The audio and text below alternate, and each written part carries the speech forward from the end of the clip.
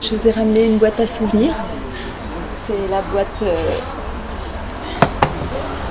que mon héroïne Nada retrouve dans la maison abandonnée et qui contient, qui est un peu la boîte au trésor, qui était enterrée là où elle croyait son grand-père enterré. En fait, c'est la boîte que Nada et son frère avaient enterrée une nuit où ils avaient essayé de fuguer quand ils étaient petits pour échapper à l'exil. On a tourné à l'envers, c'est-à-dire qu'on a d'abord tourné la maison abandonnée, détruite, vandalisée, et puis après, pendant que on partait au sud, tourner ce qui se passe au sud, l'équipe déco a retapé la maison et donc a enlevé toutes justement les strates de souvenirs déliquescents, les traces et tout. Et donc j'ai récupéré avant de partir au sud et qu'ils effacent toutes les traces du temps, j'ai récupéré quelques morceaux de décor en fait. Il a acheté des dessins d'enfants. Il y a marqué président. En fait c'est une boîte de biscuits, les biscuits Randour, qui est un peu le petit lu libanais et que tous les enfants libanais connaissent. Ce dessin a été fait par un neveu de la chef déco, Zena Saab Demelero. C'est très beau en fait quand dans l'équipe,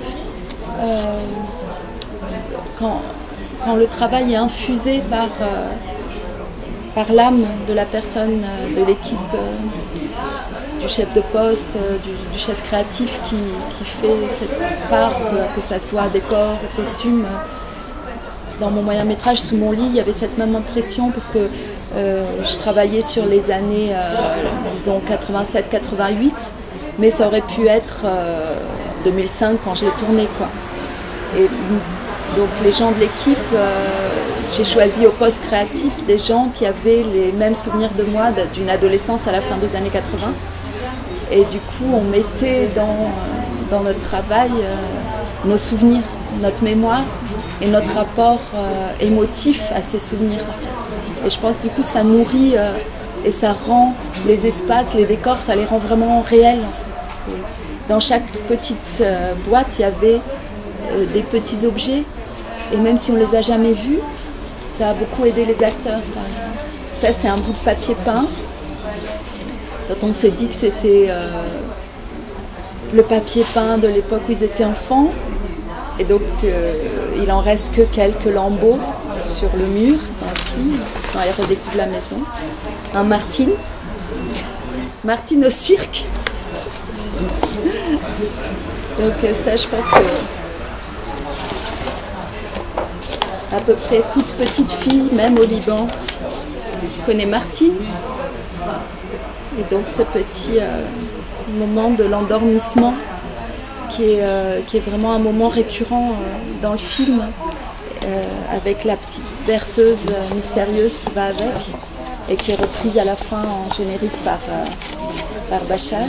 C'est un numéro de Martine qui doit dater des années, je sais pas, des années 60 et qui a été transmis, qui a été lu dans les années 70, 80 et retrouvé pour l'utiliser dans le film. Et ça, c'est le cahier des enfants. C'est le cahier en fait, qui redécouvre dans la boîte et dans lequel ils trouvent cette lettre qu'ils ont écrite au moment de fuguer, avec le drapeau libanais et les mots en arabe et ici en français. Donc aujourd'hui, papa nous a dit que nous allons partir en vacances, mais on a compris, nous allons partir en vrai, quitter notre pays, etc. Et il dit signature avec notre sang, et il y a les deux petites traces de sang des enfants. C'est du vrai sang. C'est pour ça qu'il est pas rouge du tout, mais un peu marron clair. Voilà.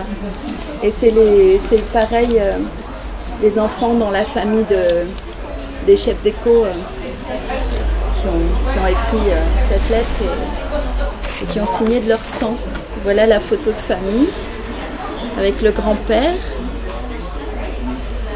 la petite Nada et le petit Samir. Voilà, on a fait une séance photo à la montagne. Ça, c'est nos enfances. Ça, c'est les petits gris-gris que Nada a accrochés un peu partout dans la maison avec des bouts de miroirs cassés, des plumes trouvées dans le jardin, comme pour faire dans la maison, faire de la maison une espèce de cabane dans les arbres en fait, quoi. De se la réapproprier par les gestes enfantins et par la poésie. Un peu de cire, parce qu'en fait on éclairait quasiment, enfin toutes les séquences de nuit on les a éclairées quasiment qu'à la bougie, donc on avait de la cire un peu partout. J'aurais adoré avoir une boîte comme ça, je rêvais d'avoir une boîte comme ça, mais j'ai jamais eu une boîte comme ça. Nous en fait on est partis, quand on est partis, ma sœur et moi, on était un peu plus petites.